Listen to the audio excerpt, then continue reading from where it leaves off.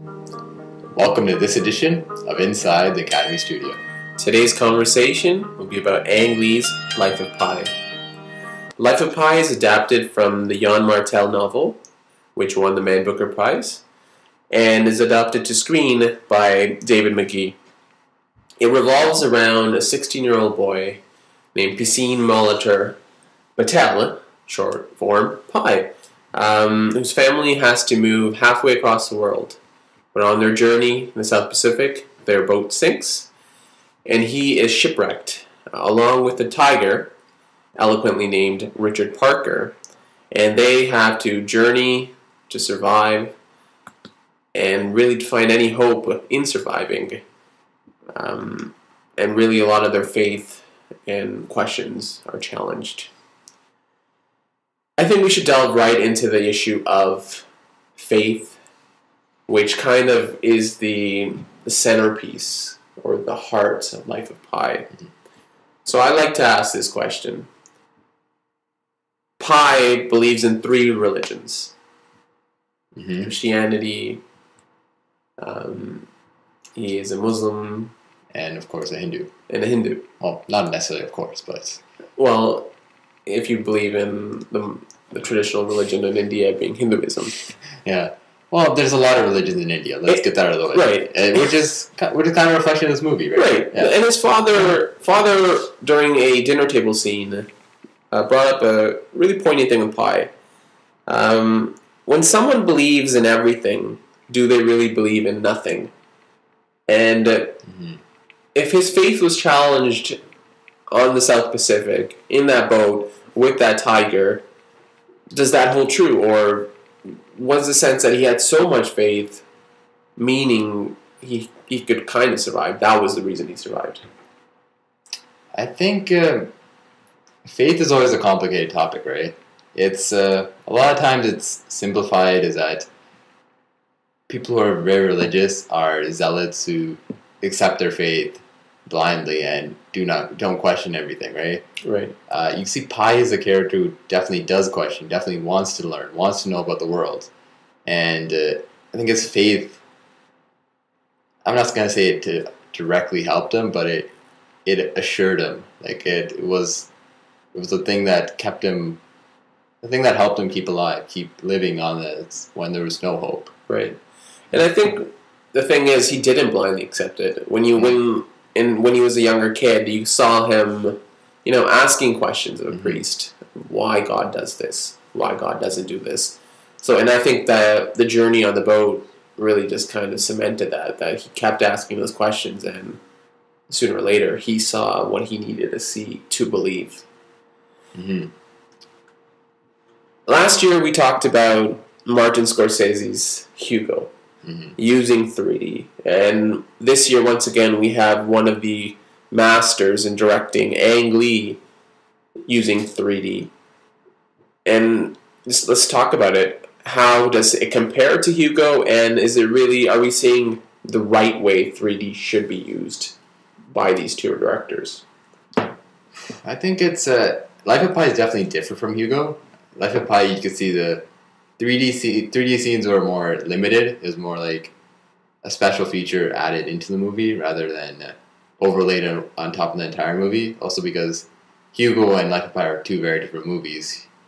Right. Life of Pi enters a world of sort of realistic fantasy, while Hugo starts in a world of realistic fantasy. That's a term I'm coming up with right now. I think, and this is the way 3D should be done. I mean, 3D should be done to enhance things that you can't do in 2D. It's not necessarily just stick your hand out and the audience can see it. Right. It should be subtle. It should provide depth. Forming characters, forming environments. It shouldn't be exploitative. It shouldn't be, just a knife to the screen. It needs to work on the layering and they layer the film. Yeah. Ang Lee is a director who has so much acclaim. Once again, nominated for Best Director. He has won Best Director previously for Brokeback Mountain. And many people thought that Life of Pi, such a book driven by one person's journey and a lot of inner dialogues and narratives, was a unfilmable film, but yet he has done a great job. Can we talk to the extent that Ang Lee has done the almost impossible, bring Life of Pi to the screen? Definitely impossible. It's been in development for like 10 years or something, and we finally saw it on the screen last year.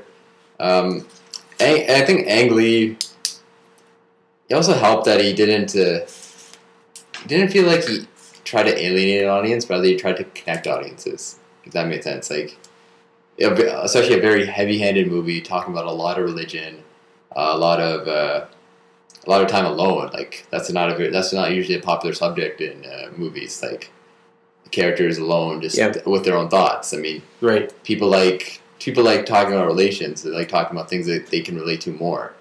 But he brought things in Pi, and of course Richard Parker, who I don't think we mentioned yet, the co-star of Tiger. That we did. We talked about him briefly, and we'll talk about him again. That the entire audience could connect with, such as just simple things, just thinking about his mother, and of course more in-depth things after that.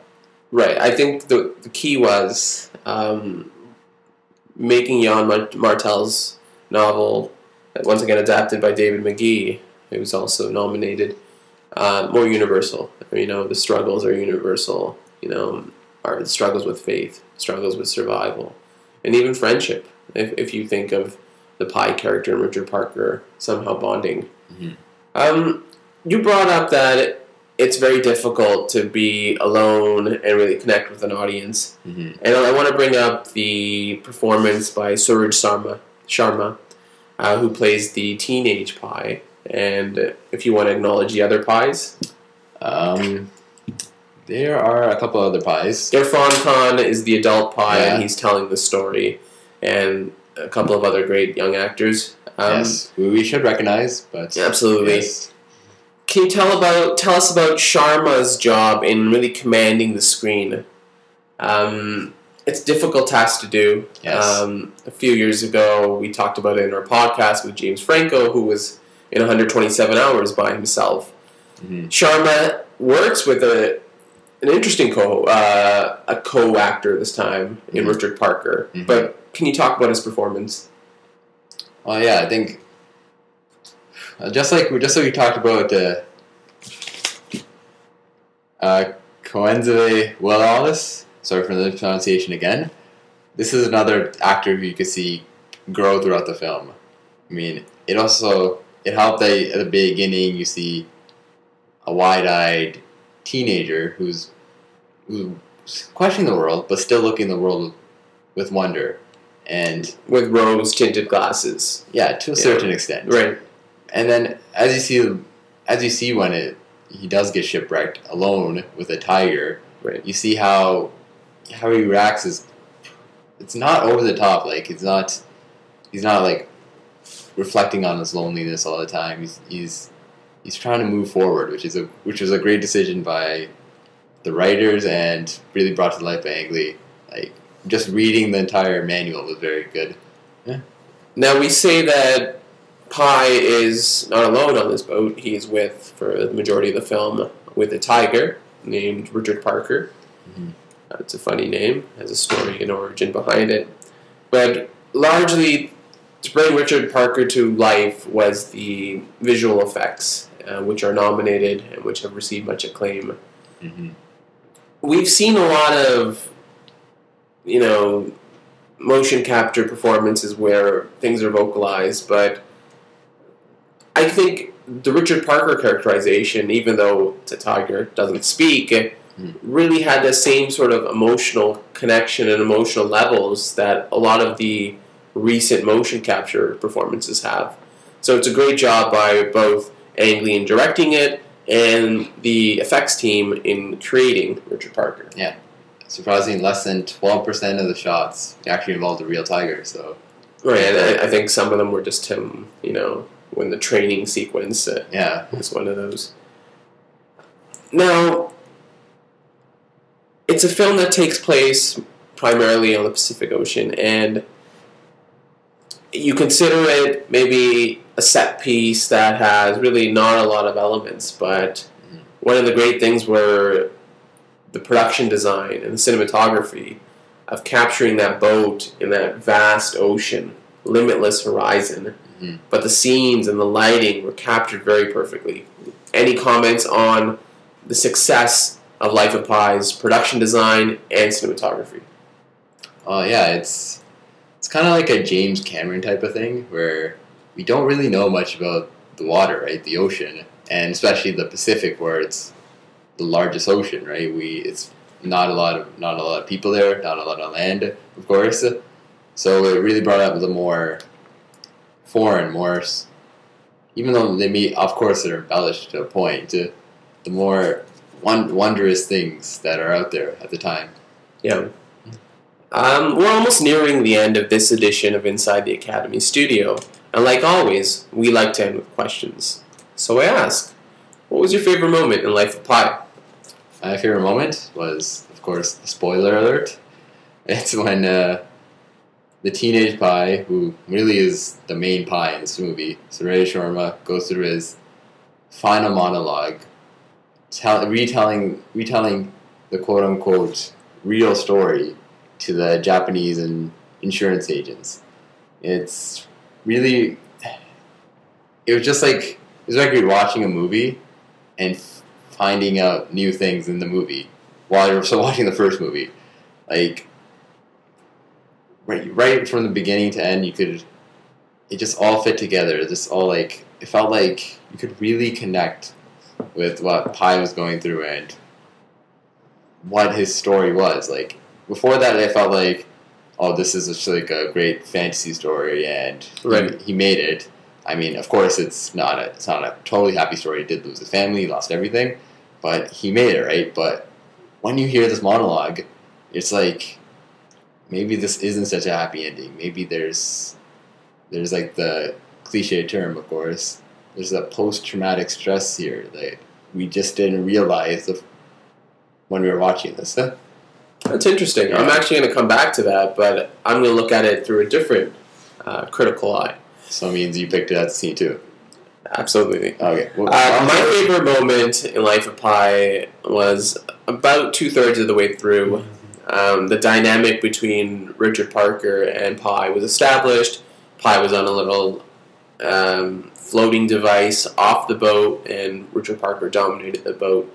But when Richard Parker had to dive into the ocean and look in search of food, and the weather and the torrents didn't enable him to get back to the boat, and he was basically hanging or trying to get back on the boat, and then the weather picked up. The images of Richard Parker there, you can see that this is a tiger that is not his adult, powerful, fearsome form. He's a delicate creature who's just trying to cling on to life. And when Pi looks over and sees this, and knows that, he's helpless, but he's my friend, even though he's a tiger. And then he kind of crafts together a little ladder, and then eventually Richard Parker comes on, and it's a great sequence of, that connection, the building of a relationship between the two. Now, the least favorite moment in Life of Pi, and I'll start, was the Japanese insurance questioning. I get that you agree that it was a great revelation of how these characters, in the supposed real stories, were just figments of his imagination, replacing characters we met on the original ship, very similarly to, say, Wizard of Oz. But I thought, I know it's probably based on the novel, but if the device was more the adult Pi revealing this, and then having the reporter who's going to write, and the author who's going to write his story, figure out what's true or not. I just didn't like the device of using the Japanese insurance agents. It seemed, forced and almost void of any sense of humanity if I was telling them, whereas if the author was being told, I think it would have been better. Okay, so you just didn't like the use of the Japanese insurance agents in this. That's true. Yeah, Okay, I like so- where they kind of reimagine the story and like, oh, this is what's Okay. happening and this is what happened. But I just don't like the fancy that Okay. they use the device of the Japanese insurance. So we don't agents. completely disagree with each other. No. Okay. All Are right. your least favorite moment? My least favorite moment would probably have to be the scene, just a short scene, where Pi actually does write out all the numbers of Pi when he's redefining himself as Pi. It just felt like, yeah, I know a lot of Pi. Something you expected and you didn't really need. Yeah, I didn't really need to see it on screen. Okay. That's One what of the last things we do is word association. When you think of Life of Pi, what word do you think of? I think of coyote. Coyote. Coyote is the word. Yeah. Coyote. I think of Bengal. On behalf of the Bengal tiger. I should say thing. It's a thing. Hyena. Sorry. Hyena. So okay. Yeah. So when we think of Life of Pi, we think of hyena and Bengal. That is this edition of Inside the Academy Studio. All right. Thank you.